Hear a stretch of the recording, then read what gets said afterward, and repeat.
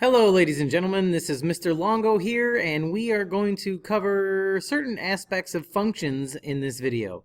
So a function is, equation that you could graph, and it's going to have a whole bunch of different things you can talk about, such as x-intercepts and y-intercepts. The x-intercept is where the graph will intersect the x-axis, and it can do that multiple times. And then you have a y-intercept, and that's where the graph intersects a y-axis, but it could only do it once if it's a function. So to give you an idea, if we just made a little swoop like that, this guy right here would be your y-intercept because it intersects the y-axis. And as you can see, that's when x is 0. That's why we say y-intercepts are 0, whatever number it crosses the y-axis. And our x-intercepts would be these two right here. Those two would be your x-intercepts, and they would be whatever the x-coordinate is, 0, because we never go above or below the x-axis at that specific point. That's why the y-coordinate is 0 for x-intercepts. When you read a graph, you always read left to right, just like you're reading the words on this screen. So if we're going to have an increasing and decreasing interval of a graph, you read left to right. So it increases when it goes up from left to right, and it decreases when it goes down from left to right. So remember, always make sure you're reading left to right when you're talking about a graph. Local maximums and local minimums, that's basically just a turning point. So you've probably heard it also called a vertex at times, which is also true at some points. So the top or the bottom of a graph, when it's curving, those would be considered local maximums and local minimums. Now there is such a thing as an absolute max or an absolute min. We will talk about those when we get to them. Your domain are just the x values of the function. And we can have an infinite number of x values of a function, and we're going to in many cases. And the range is the y values of a function. And we're going to have a separate video to talk about domain and range as well. So if you need extra practice after this video on domain and range, you'll have that opportunity. Finally, we have end behavior. And that's what the graph is doing at the ends of the graph. So all the way to the right, all the way to the left. So that's the only time you kind of read as you're going to the left for negative infinity, but we'll talk about that in more detail in a little bit. Okay, so this is all going to make a lot more sense if we look at graphs, so let's do that. So here's just a random function that I have sketched out for you, and we're just going to list all this information I just talked about. So x-intercepts is the first thing up. Your x-intercepts are the points where we cross the x-axis. So as you can see, we have one at -7, -3, and a +5. So our x-intercepts are at -7, 0. We have another one at -3, 0. And we have our third one at 5, 0. Remember, intercepts are coordinates, so you always want to write them in coordinate form. We have a y-intercept. Now remember, if it's a function, it can only have one y-intercept because it must pass the vertical line test. So we have one at 4, so that would be at the coordinate 0, 4. Okay, so that's an example of your intercepts. We have x-intercepts, which there can be multiple. Sometimes there's one, sometimes there's none. But you can only have one y-intercept. After that, we're talking about our increasing and decreasing behaviors. So remember, increasing is where it rises from left to right. Now, increasing and decreasing, I will tell you, is a little bit tricky. So I'm going to give you a little bit of a notation to use. We're going to have coordinates. This is, where does it start to rise? Okay, so we start our rising, and then where does it end? And we use x values of coordinates.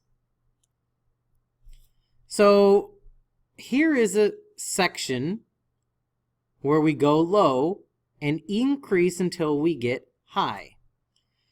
That is our increasing interval. So as you can see, from this point to that point, the graph goes up. So our increasing, we start when x is equal to -5, comma, and it stops increasing when x is 2. So we don't list the y values. For increasing and decreasing intervals, we only state the x values. Okay? Now decreasing, as you can see, we have 2 of them. So decreasing, when you have 2 different sets of intervals where it decreases, you have to list both of them, but you have to put a union symbol in between them. Okay, so union means they're doing it at 2 separate times, but that's where they're both decreasing.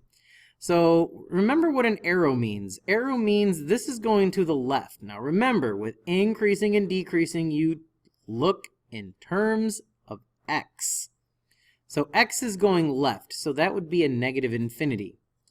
And the first interval then is from -infinity until x gets to a -5 is where it decreases. So from -infinity to a -5, the graph is decreasing.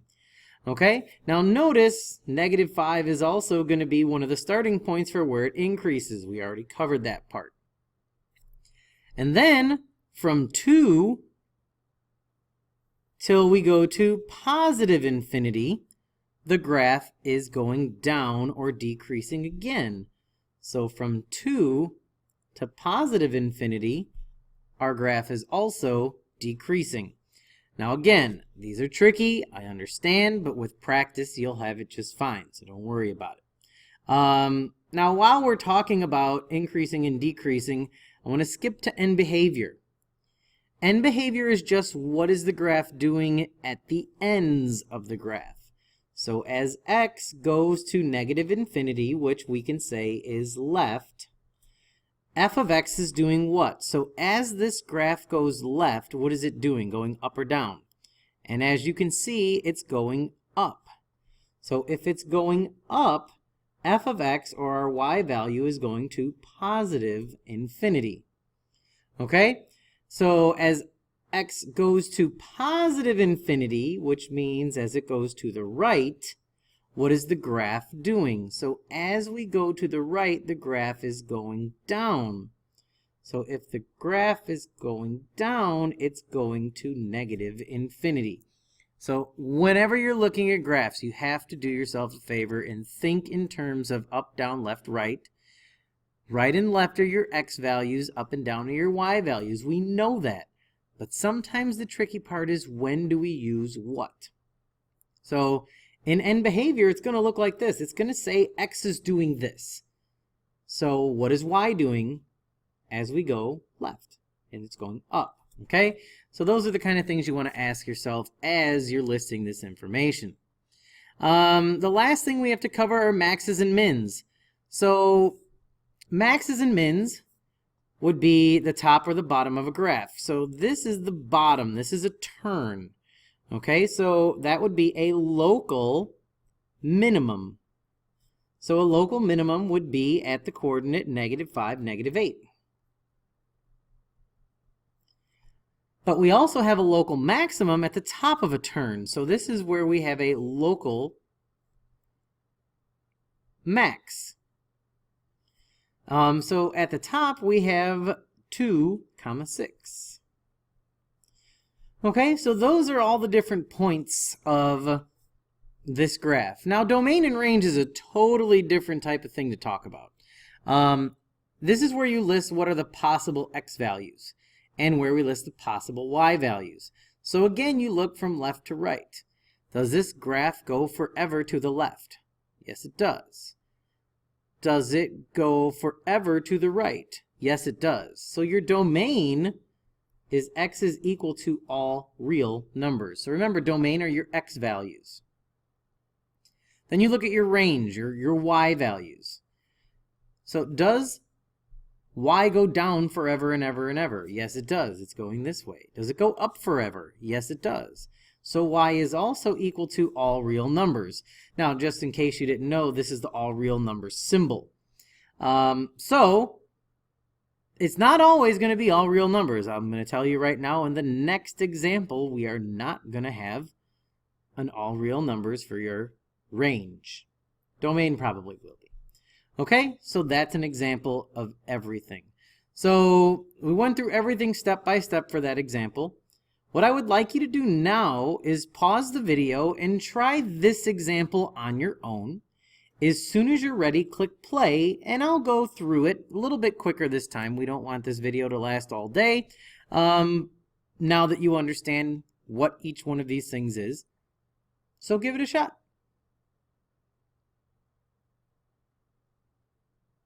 Okay, hopefully that is enough time for you to work on this question. So let's talk about our x-intercepts.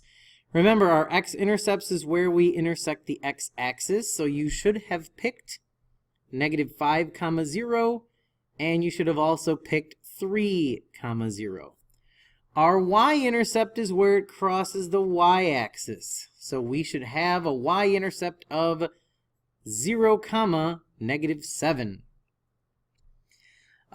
Since we're listing coordinates, I want to talk about the local max and local min. For the local maximum, you should have said none. Look, it never curves from increasing to decreasing. The only thing it does is it has a coordinate at the bottom of a curve. So a bottom of a curve is a local minimum, which would be -1, -8. Now, I also hinted earlier, when it's the most bottom point of that graph, not only is it local, it's also known as an absolute minimum. And if it was the highest point on the graph, it would be the absolute maximum. Okay? But, I didn't ask you to state absolutes right now. We're just worried about, can we find maxes and mins? So that's it for our coordinates. So now we're going to talk about where do we increase or where do we decrease. So the first thing up was increasing. Now another little tip for you, and it might help. I've mentioned before, it's best to read from left to right. So another thing you could do is, whenever we're over here, this is the left side, that's -infinity. And this is the right side, so that's +infinity. And again, I'm talking about x values. When we talk about increasing and decreasing, we're talking about x values. So as you can see, this graph goes down or decreases first, and then it increases. And that's all it does, is decrease and then increase. So we only have one thing to list for each. So our decreasing interval is from -infinity until we get to -1. Now remember, we list only x values for increasing and decreasing. So then when we go from the bottom to the top, that's increasing. So we started to increase from -1, and it doesn't stop until you get into +infinity. Okay, now remember, we read left to right, so that's why we use x's. End behavior. As you can see, as you go this way to -infinity for our x value, what's the graph doing? It's going up. So we're going to go to +infinity in both directions, actually. So as you see, as we go to the right, it's also going up. So that actually means that this is an even function, which we'll talk about some other day. But that means it's increasing and in both directions. So that means we have an end behavior of +infinity for both left and right. Last thing is our domain and range. Now, I told you that your range was not going to be all real numbers. Our x values are, though. It goes left forever because of the arrow. It goes right forever because of the arrow. So our domain is x is equal to all real numbers this time. Now, here's the tricky part about range. It doesn't go below this level. So that's where y, remember range is y never goes below -8. So we have to say what y is available. And your values of y are all things that are greater than or equal to -8.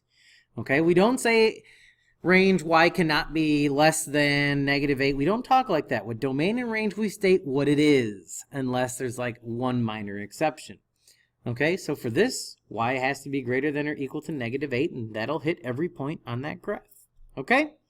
So that was, covering another example. We have one more for you. So why don't you go ahead and pause the video one last time, give it a shot. Come back when you're ready to hear the answers. Just click play, and we'll see how you did. All right, guys, we'll go through this one just a little bit quicker. Our x-intercepts, you should have had 4 of them. We had -7, 0. We had -3, 0, 4, 0, and 8, 0. Every time it crossed the x-axis. Our one and only y-intercept would be 0, -6, because that's where it touches the y-axis. Where are local maxes and local mins? Well, I hope you weren't tricked by this, but you have 2 local maximums. It goes from increasing to decreasing twice. One of them was at -5, 3. And the other one was when we got to 6, 7. We have one local minimum. That's when we're at the bottom of the graph, and that's at 1, -7.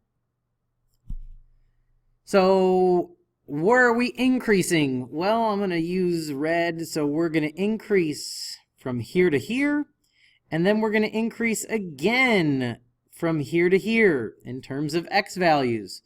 So we increase from -infinity until we get to a -5, and then we decrease for a while, but then we go back up again from 1 to 6. And notice we are using x values. For decreasing, we start high and go low twice. Once there and once here. We decrease from -5 to a +1. And then we decrease again from a +6 until we go to +infinity, where it's going to continue to decrease forever. As far as end behavior goes, we just look what it's doing at the ends. As we go to the left, the graph goes down, so it's going to -infinity. And as x goes to +infinity, which we know is to the right, our graph is going down again. So it's going down to -infinity. Lastly, domain and range. Our domain is going to give us x is equal to all real numbers again. It goes right and left forever. But what does your graph never go above? It never goes above 7. So y has to be less than or equal to 7. Okay? I know this was a long video, but there's a lot of information to cover when we're talking about aspects of a function. So hopefully you got all that. If you need to, go back and watch some additional examples. Increasing and decreasing tends to be one of the more challenging parts of it. Also domain and range. Again, there is going to be a separate domain and range video to help you read a graph. Okay? So this is Longo and I'm out. See you, bye.